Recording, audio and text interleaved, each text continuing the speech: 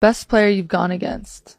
In college, it's been probably Caitlyn, Aaliyah Boston. What kind of happened there?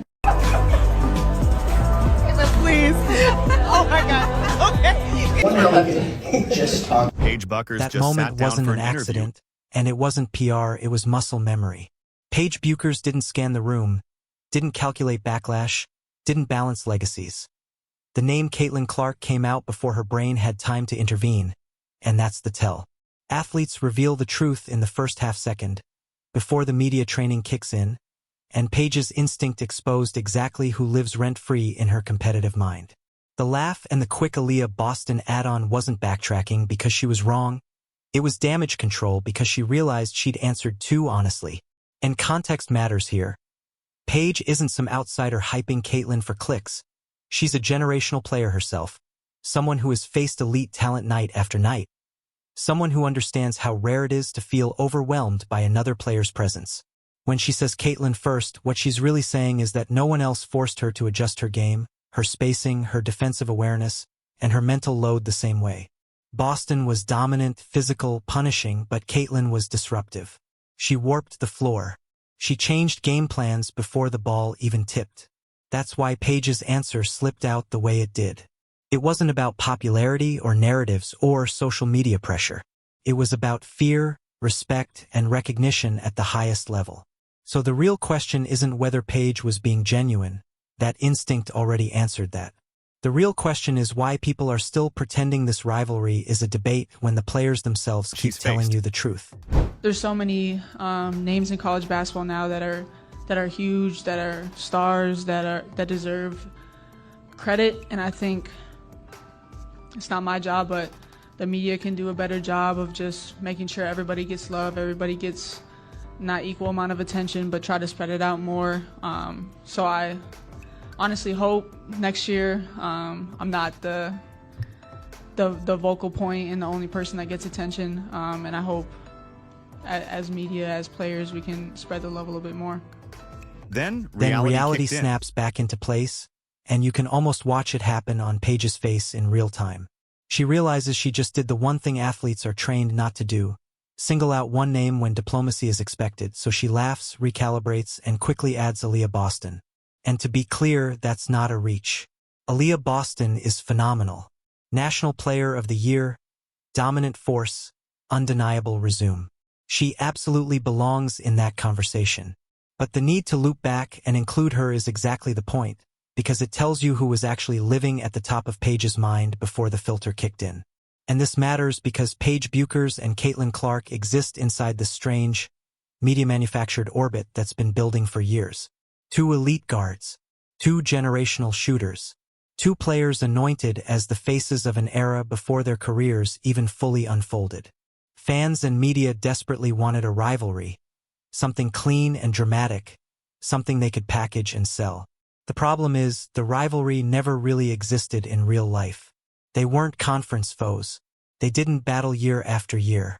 They crossed paths only in tournaments or showcase games, brief collisions rather than sustained wars. So what people called a rivalry was always more imagined than lived, until moments like this interview, when instinct cuts through the narrative and reveals who actually left the deepest impression on the court. Paige, I think a few of the turnovers that have been 4 turnovers today, I think a few of them were picked off by Caitlyn. Was there anything in particular that you saw maybe that she was kind of step ahead, or it kind of seemed like she was jumping the passing lanes a few times? Yeah. I mean, you answered it. She's just a very smart basketball player, so she'll get out and deny passing lanes. I'm gonna make catches difficult, but yeah. But that didn't stop But that people never from constantly stopped the comparing. noise from getting louder, the comparisons coming nonstop, almost obsessive. Who's the better shooter? Who's the sharper passer? Who actually bends a game to her will? Who do you trust to build an entire program around? Those questions were recycled endlessly, even as both players operated in completely different systems with completely different supporting casts. And through all of it, through every forced rivalry headline and debate segment, both players stayed measured, careful, and publicly diplomatic. Yeah, I mean, We've always been friends. I wouldn't say like we're best friends and talk all the time. It's hard when you end up going your separate ways and are at different colleges and things like that. And, you know, I've always been a fan of hers and always been supportive, and I watch it. They'd They've compliment each always other played when it asked. safe in public, complimenting each other, praising one another's games, and carefully avoiding anything that could be spun into a rivalry headline. That's standard athlete behavior when the media is desperate to manufacture beef where none exists. But this interview felt different, because for a brief moment Paige let the filter slip. That instant reaction, Caitlyn's name coming out before the reflex to balance the answer kicked in, tells you everything you need to know about what she really believes. In her mind, Caitlyn Clark was the toughest player she faced in college. Full stop. The rest was diplomacy, not deception. Just the instinct to smooth things over after realizing how honest she'd been. And that honesty matters because when elite athletes talk about the hardest competition they've ever faced, they're not guessing or pandering to fans. They've lived it.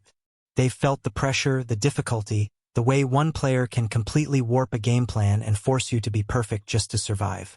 When someone at Paige's level reacts that quickly, before the PR instincts take over, that's not narrative. That's respect earned on the court. They know exactly what it takes to guard someone at that level or to try to score against them. They know who kept them up late studying film, who forced them to raise their game just to survive a possession.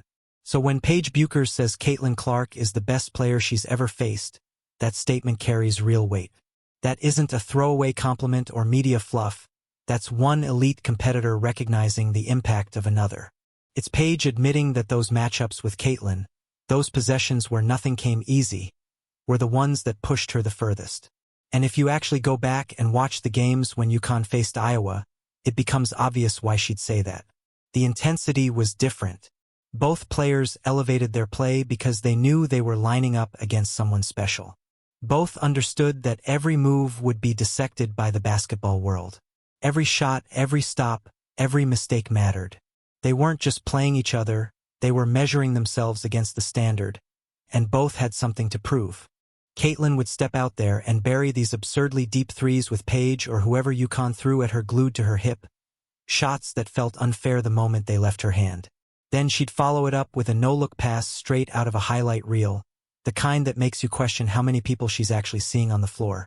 She'd take over games in a way that made it feel like Iowa was playing with 6 players instead of 5, a true one-woman offense who could hurt you in a dozen different ways. And Paige would answer right back, putting her entire bag on display, the shooting, the vision, the defense, the command of the floor. She wasn't just trying to keep pace with Caitlyn's numbers. She was trying to elevate everyone around her, because that's what the UConn system demands. Those matchups turned into pure showcases, 2 of the best players in the country going at each other with zero hesitation. But here's where it gets fascinating. From a competitive psychology standpoint, Paige has faced elite talent her entire career. She's played in massive tournament moments, battled future WNBA stars, and gone head-to-head with the best young players in the world at USA basketball camps. And yet, when she's asked about the toughest competition she's ever faced, the first name that comes to mind is Caitlyn Clark. That tells you something that stats and highlight clips can't. Playing Caitlyn is different. It's not just the scoring or the assists or how easily she can hijack a game. It's the mental strain of trying to game plan for someone who can do everything at an elite level and has the confidence to pull from anywhere. Guards who shoot from 30 feet with a hand in their face are a nightmare. Guards who thread cross-court passes through traffic are a nightmare. Guards who can give you 30 points and 10 assists in the same night are almost impossible. And Caitlyn Clark is all of that at once. Caitlyn Clark does all of those things at the same time, and she does it with a killer instinct that shows up exactly when the lights are brightest, the clock is winding down, and everyone in the building knows who's about to take the shot. That's the kind of opponent that stays with you, the kind you don't forget when someone asks who really pushed you.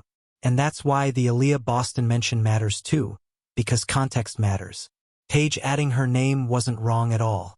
Aaliyah Boston was dominant in college, a national champion, a national player of the year, and absolutely one of the toughest matchups Paige ever faced. Any honest list would include her. But there's also the reality of how these moments work.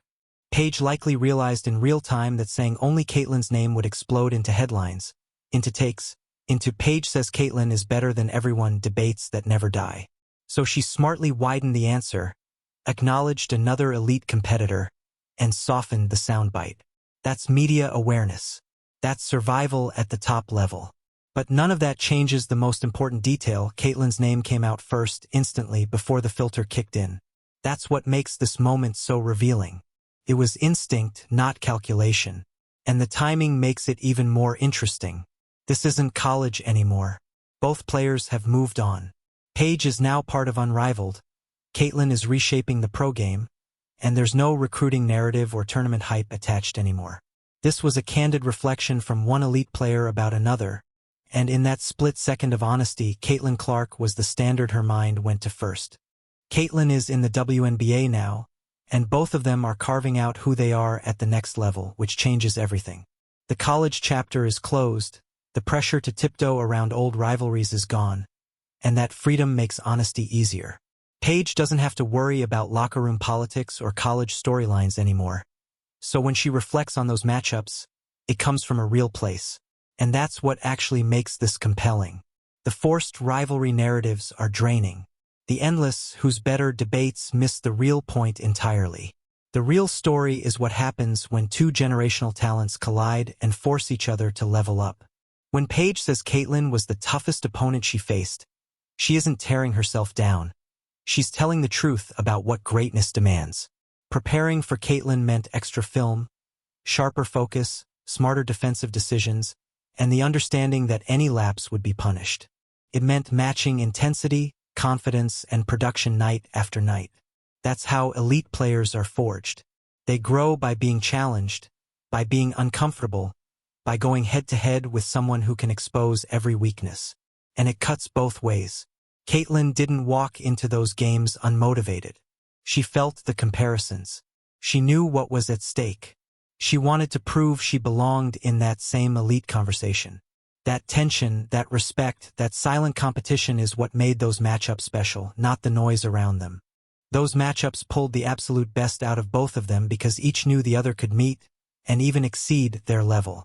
That truth gets buried under all the fake rivalry narratives fans and media love to manufacture. These players aren't enemies. They're not secretly rooting for each other to fail. They're competitors with deep respect, who understand that facing elite talent is how greatness is sharpened. That laugh Paige lets out after saying Caitlyn's name says everything. It isn't awkward or defensive. It's a knowing laugh, the kind that comes from recognizing an obvious truth everyone already understands. Like, yeah, we all know how hard she was to guard, so why pretend otherwise? And the basketball world knows it too. Anyone who watched those Iowa, UConn games felt it. Anyone who followed women's college basketball during that stretch knows Paige versus Caitlyn was appointment viewing. The ratings proved it. The buzz proved it. The way both players raised their level in those moments proved it. So when Paige honestly says Caitlyn was the best she faced, she isn't creating drama. She's confirming what the people who actually watched already knew. Caitlyn Clark was different. She was the kind of opponent who demanded your very best, because anything less meant getting exposed. Let's also talk about what this means for the current landscape of women's basketball, because both of these players are pros now, competing at the highest level, and the fact that they can openly acknowledge each other's greatness without it turning awkward or controversial says a lot about how far the sport has come. 10 or 15 years ago, women's basketball didn't have the platform or mainstream attention for moments like this to really matter. Now, Paige saying Caitlyn was the toughest opponent she faced becomes something people actually stop and care about, and that's progress. It's proof the game has reached a level of cultural relevance where individual player stories truly resonate with fans, and both Paige and Caitlyn played massive roles in building that. Caitlyn's historic college run shattered viewership records, pulled in huge audiences, and turned women's basketball into must-watch TV for casual fans. Paige's journey at UConn, even through injuries, kept people locked into her story and her ceiling. Together, whether they were facing each other or not, they symbolized a new generation of stars capable of capturing real mainstream tension. So when they acknowledge each other's greatness, they're also acknowledging their shared role in elevating the sport.